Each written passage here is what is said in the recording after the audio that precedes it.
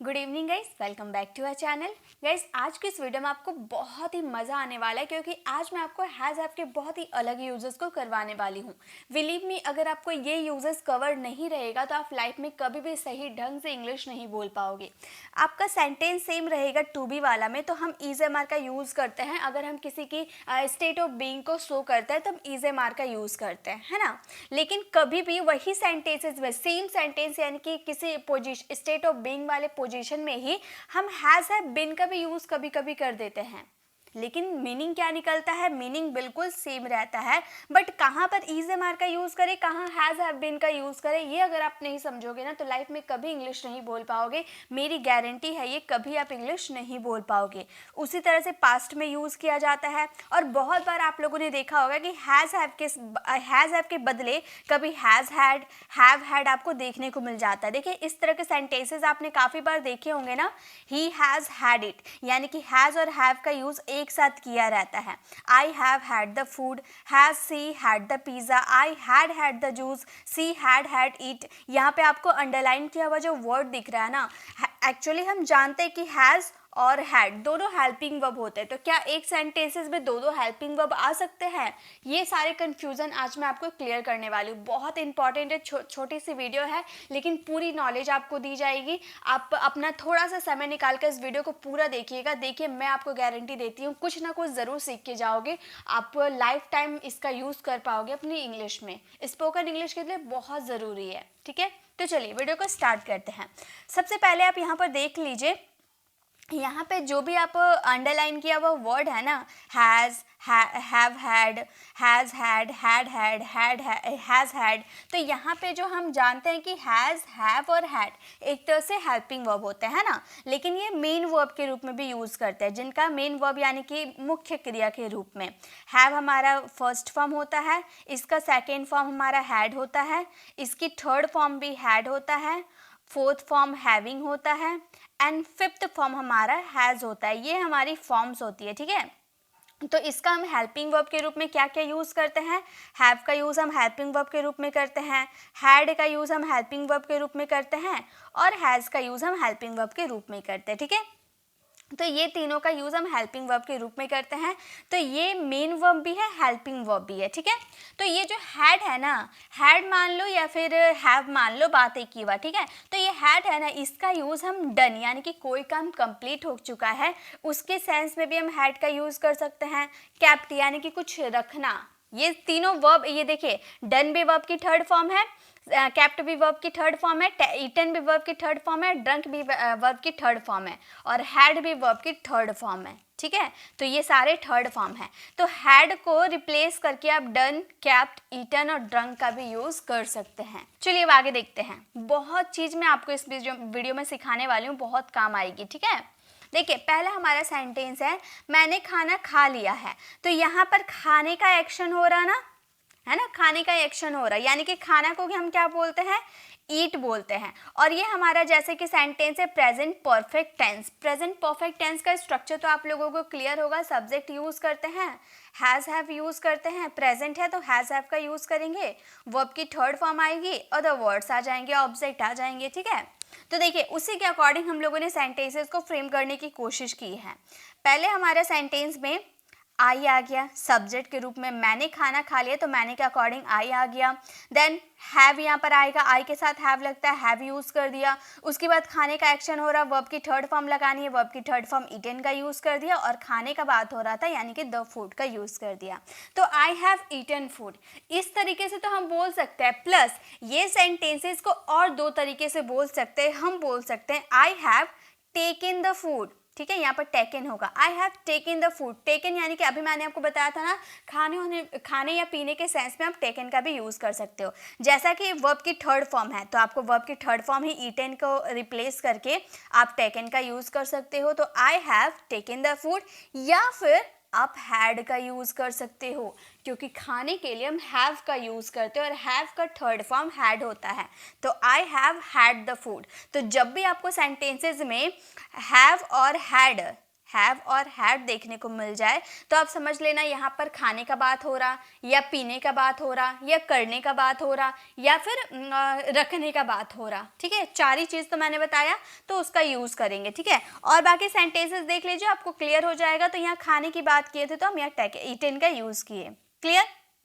Next देखिए, next है उसने जूस पी लिया है। तो यहाँ पर क्या एक्शन हो रहा, पीने का एक्शन हो रहा। तो पीने के लिए भी हम यूज कर सकते हैं ईटन, टेकन और हैड, तीनों का यूज कर सकते हैं। तो चलिए सेंटेंसेस को आप मेरे साथ बनाते हुए चलो, अगर आपको समझ में आ रहा है तो। ठीक है, तो हम बोलेंगे आई हैव, आई के साथ जनरली हैव ही लगता है, हैज़ का यूज हम थर्ड पर्सन सिंगुलर के साथ करते हैं।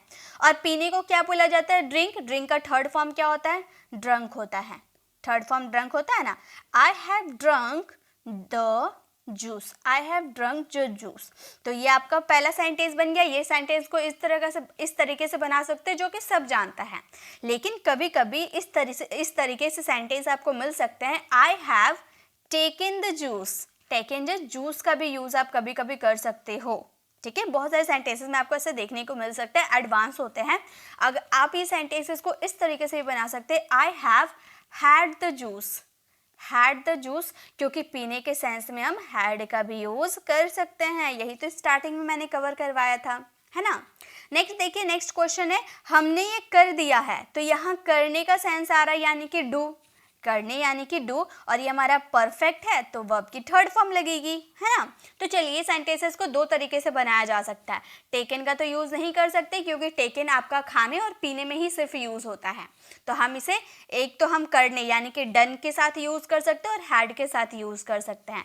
तो चलिए आप मेरे साथ बनाइए। हम क्या बोलेंगे, हम बोलेंगे हमने ये कर दिया है। तो बोलेंगे वी हैव, वी के साथ हैव आता है, we have done it, we have done it, या डन दिस भी कर सकते हो। ठीक है, तो एक तरीका तो ये आपका हो गया। सेकंड तरीका आप इस तरह से बोल सकते हो, वी हैव, डन को रिप्लेस कर हम हैड का भी यूज कर सकते हैं, हैड इट। तो देखिए यहाँ पर हैज और हैव आपको एक साथ देखने को मिल गया, मतलब यहाँ पर करने का सेंस आ रहा है। वी हैव हैड इट, यानी कि हमने ये कर दिया है। तो इस तरह से आपको हैव और हैड एक साथ देखने को मिल जाता है ना। अगर आपको ये टॉपिक क्लियर नहीं होंगे तो आप अक्सर इंग्लिश बोलते वक्त या न्यूज़पेपर पढ़ते वक्त तो कंफ्यूज हो ही जाओगे, क्योंकि ऐसे वर्ड का यूज़ बहुत ही ज़्यादा किया जाता है बुक में और न्यूज़पेपर में, क्योंकि एडवांस ये साउंड करते हैं। ओके, तो ये क्लियर है। चलिए अब आगे देखते हैं। नेक्स्ट देखिए, उसी तरह से हम पास्ट में भी यूज कर सकते हैं, पास्ट परफेक्ट टेंस में। कैसे हमारा सेंटेंस आएगा, देखिए क्या उसने खाना खा लिया है। तो यहाँ पर क्या से आपका सेंटेंस स्टार्ट हो रहा है, यानी कि हैड का यूज स्टार्टिंग में करेंगे। आप लोगों को पास्ट परफेक्ट टेंस तो आता है ना, सब्जेक्ट हैड, वर्ब की थर्ड फॉर्म ऑब्जेक्ट। तो हैड का यूज कर दिया हेल्पिंग वर्ब का, फिर सब्जेक्ट खाने के लिए ईटन द फूड। और इस सेंटेंसेस को इस तरीके से भी बना सकते हैं, हम बोल सकते हैं had she taken the food, है ना, has she taken the food. Eaten को रिप्लेस करके टेकन का यूज कर सकते हैं, या फिर has she eaten had the food. तो हैड आपका दो बार आ जाएगा, कंफ्यूज नहीं होना है, ये खाने का सेंस में हैड आया है। ओके, चलिए नेक्स्ट सेंटेंस देखते हैं। नेक्स्ट है मैंने ये किताब वहां रख दिया है। तो यहाँ रखने का सेंस आ रहा है, रखना यानी कि कीप। कीप का थर्ड फॉर्म क्या होता है, कीप का थर्ड फॉर्म केप्ट होता है। तो हम केप्ट का यूज यहाँ पर कर लेंगे, है ना। तो हम ये सेंटेंसेस को कैसे बोलेंगे, पास्ट है तो हैड का यूज करेंगे। I had kept, I had kept the book there. इस तरीके से सेंटेंस बनाएंगे ना, I had kept the book there. ठीक है, इस तरीके से बना सकते हैं, या फिर केप्ट को रिप्लेस करके हम हैड का भी यूज कर सकते हैं। हम लोगों ने स्टार्टिंग में देखा था, हम कैसे बना सकते हैं, हम बोल सकते हैं I had the book there, the book there. तो अब आपने यहाँ पर क्या आप देख लिए, हैड दो बार आपने यूज इसका देख लिया, तो आपको कंफ्यूज नहीं होना है। हैड दो बार यूज क्यों हुआ है, एक तो आपका हेल्पिंग वर्ब के रूप में यूज हो रहा है, और एक आपका केप्ट के सेंस में आपका यूज हो रहा है, रखने का सेंस में। ओके, देखिए नेक्स्ट है उसने अपना काम कर लिया था। उसने अपना काम कर लिया था। तो यहाँ पर करने का सेंस आ रहा है यानी कि डू का थर्ड फॉर्म डन यूज़ कर सकते हैं। ये भी हम दो तरीके से बना सकते हैं। तो ये सेंटेंसेस को आप फ्रेम कीजिएगा और इसका आंसर कमेंट में ज़रूर दीजिएगा। ये आपके लिए होमवर्क है।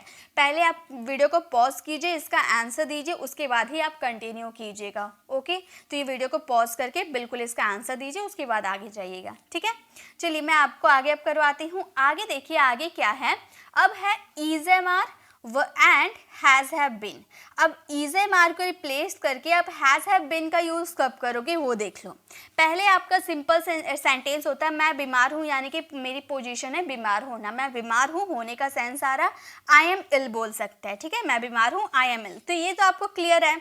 लेकिन अगर आप उसमें टाइम मेंशन कर देते हैं, यही सेंटेंस में अगर आप इसमें टाइम मेंशन कर दोगे तो सेंटेंस बदल जाएगा। जैसे मैं 2 दिनों से बीमार हूँ, तो ऐसे आप नहीं बोलोगे I am ill for 2 days। Am के साथ फोर का यूज़ कतई नहीं होता है, बिल्कुल नहीं कर सकते एम के साथ फोर का यूज़।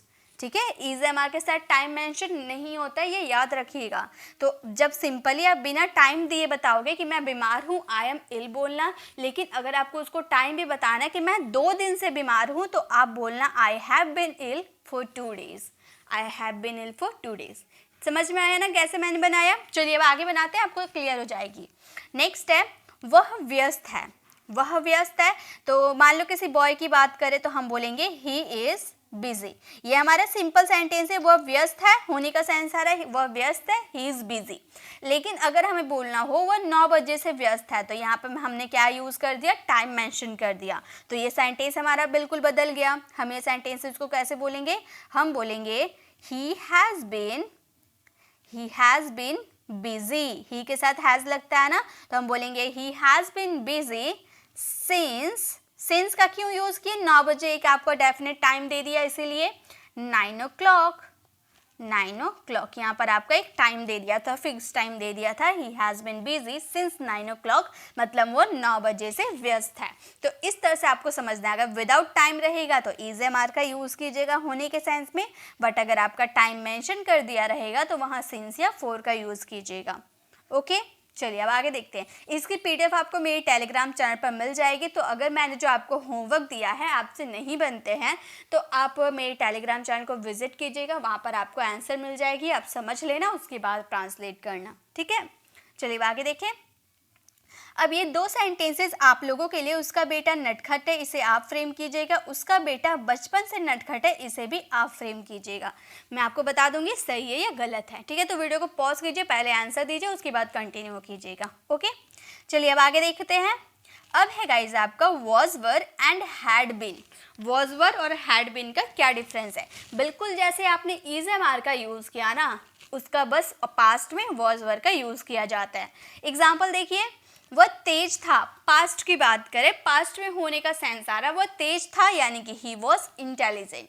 लेकिन उसी में अगर आप कोई टाइम मेंशन करना चाहते हो, जैसे वो बचपन से तेज था, तो बचपन आपने ऐड कर दिया, एक टाइम बता दिया, तो वहाँ पे हम क्या यूज़ करेंगे? हैड बीन यूज़ हो जाएगा। पास्ट में तो वॉज वर को रिप्लेस करके हैड बीन का ही यूज़ कर सकते हैं ना। हैज़ हैव का पास्ट फॉर्म हैड होता है ना, तो हम बोलेंगे he had been intelligent since his childhood. तो बहुत लोग क्या करेंगे ना, हीज को नहीं देखेंगे, ये हीज को नहीं लगाएंगे, सिंस चाइल्डहुड बोलने लगेंगे, तो वो गलत है। सिंस चाइल्डहुड बोलोगे ना, यहाँ पे जो आप सेंटेंस बनाओगे, उसका बेटा बचपन से नटखट है, तो आप यहाँ पर सिंस चाइल्डहुड से बोलोगे तो पिता है ना यहाँ पर, उसका बचपन निकाल दिए। ठीक है, तो हीज लगाइएगा, हीज यानी कि उसका बेटा। ठीक है, उसके अकॉर्डिंग ही आप लगाइएगा। ठीक है, तो यहाँ पर हीज आपको लगाना पड़ेगा। ठीक है, भले यहाँ पर अपने की बात नहीं हो रही है, लेकिन आपको हीज लगानी होगी। ठीक है, मैं बीमार था, इसे इंग्लिश में कैसे बोलेंगे? मैं बीमार था पास्ट में, तो हम बोलेंगे I was ill. I was ill, मैं बीमार था, आई वॉज इल। लेकिन अगर आपको बोलो मैं 5 दिनों से बीमार था, तो आप कैसे बोलोगे? इसमें आपने टाइम मेंशन कर दिया, 5 days आपने टाइम मेंशन कर दिया, तो आप कैसे बोलोगे? आप बोलोगे आई had been ill for 5 days, मतलब हमारा सेंटेंस हो गया वो 5 दिनों से बीमार था। मैं 5 दिनों से बीमार था। I had been ill for 5 days. Okay, तो ये वॉज वर्ब को रिप्लेस करके हम हैड बीन का यूज़ कब करेंगे, जब हम सेंटेंसेस में टाइम मेंशन कर देंगे। ओके, ये आई थिंक आपको क्लियर हो गए गाइस। देखिए आपके होमवर्क है, हम शिक्षक थे, ये आपको फ्रेम करने हैं। हम 2020 से शिक्षक थे, इसे भी आपको फ्रेम करना है और इसके आंसर कमेंट में ज़रूर देना है। मैंने होमवर्क भी आपको दिया है ताकि आप इसे खुद से ट्रांसलेट करें, मुझसे चेक कराएं कि आपने कितना होमवर्क किया है, कितना गलत है। अगर गलत होगा तो मैं उसे ज़रूर करेक्ट करूँगी, ठीक है। अब आपको वीडियो कैसे लगी कमेंट में ज़रूर बताइएगा। अगर अच्छी लगी तो लाइक कीजिएगा, अपने फ्रेंड्स के साथ ज़रूर शेयर कीजिएगा। ये छोटी सी वीडियो है लेकिन आपको पूरी नॉलेज दी गई है, बिल्कुल टाइम वेस्ट वीडियो नहीं है, ज़्यादा एग्जाम्पल्स नहीं है, आप आराम से इसे समझ लेना। अगर आपको कोई डाउट होती है तो आप मुझे कमेंट में ज़रूर बताना, मैं इसे दोबारा एक्सप्लेन करने की कोशिश ज़रूर करूँगी जब तक आप लोगों को नहीं समझ में आता है। अगर आप हमारे चैनल पर नए हैं और मेरे पढ़ाने का तरीका आपको पसंद आया तो सब्सक्राइब कराने वाले बेल आइकन को ज़रूर प्रेस कीजिएगा ताकि सारी अपडेट आपको मिलती रहेगी। मिलते हैं नेक्स्ट ऐसे इन्फॉर्मेटिव वीडियोज़ के साथ, तब तक के लिए कीप लर्निंग।